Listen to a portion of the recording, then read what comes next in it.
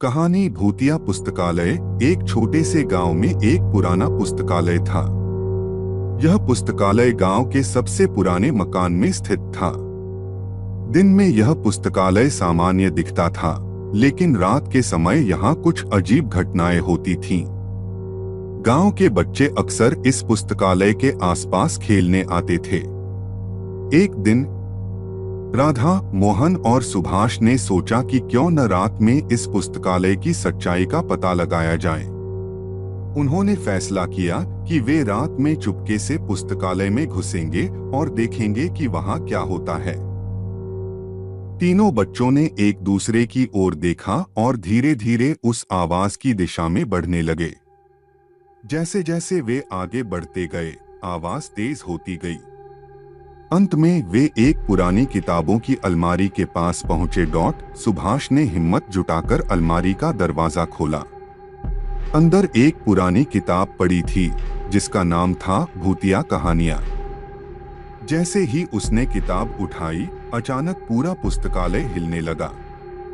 अलमारियां खुद ब खुद खुलने लगीं और किताबें इधर उधर गिरने लगीं। राधा ने घबराकर कहा, हमें यहाँ से भागना चाहिए, लेकिन दरवाजा बंद हो चुका था। तीनों बच्चों ने मिलकर दरवाजा खोलने की कोशिश की, पर वह नहीं खुला। तभी उन्हें महसूस हुआ कि कोई उनके पीछे खड़ा है। उन्होंने मुड़कर देखा तो एक पुरानी सी छाया दिखाई दी। वह छाया धीरे धीरे उनके करीब आ रही थी। मोहन ने डरते हुए पूछा, आप कौन हैं? छाया ने धीरे से कहा, मैं इस पुस्तकालय का संरक्षक हूँ। यहाँ कोई नहीं आता, इसलिए मैं अकेला हो गया हूँ। क्या तुम मेरे दोस्त बनोगे? तीनों बच्चे डर के मारे कांप रहे थे। सुभाष ने हिम्मत करके कहा, हम तुम्हारे दोस्त बन सकते हैं, लेकिन तुम हमें यहाँ से जाने दो। छाया ने थोड़ी देर सोचा और फिर कहा, ठीक है, लेकिन तुम्हें एक शर्त माननी होगी। हर पूर्णिमा की रात तुम तीनों मेरे साथ यहाँ कहानियां सुनने आओगे। बच्चों ने डरते डरते उसकी शर्त मान ली। छाया ने एक बार फिर से अपनी धीमी हंसी हंसते हुए कहा, अब तुम जा सकते हो, और दरवाजा खुल गया। तीनों बच्चे दौड़ते हुए बाहर निकले और सीधे अपने घरों की ओर भागे।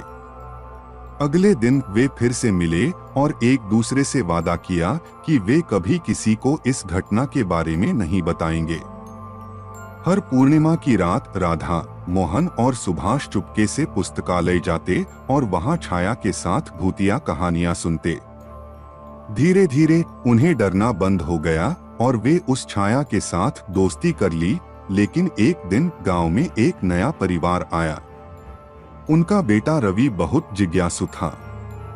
उसने तीनों बच्चों से पूछा कि वे हर पूर्णिमा की रात कहाँ जाते हैं। पहले तो बच्चों ने कुछ नहीं बताया, लेकिन जब रवि ने उन्हें बहुत तंग किया तो उन्होंने सच्चाई बता दी।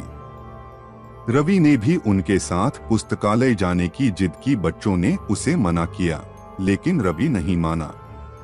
पूर्णिमा की रात जब बच्चे पुस्तकालय पहुंचे तो रवि भी उनके पीछे पीछे आ गया।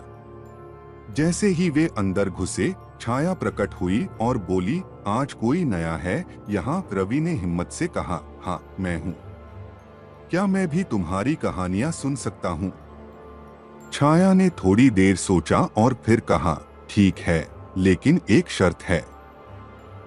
जो भी यहाँ कहानियां सुनने आएगा, उसे हमेशा के लिए यहीं रहना होगा।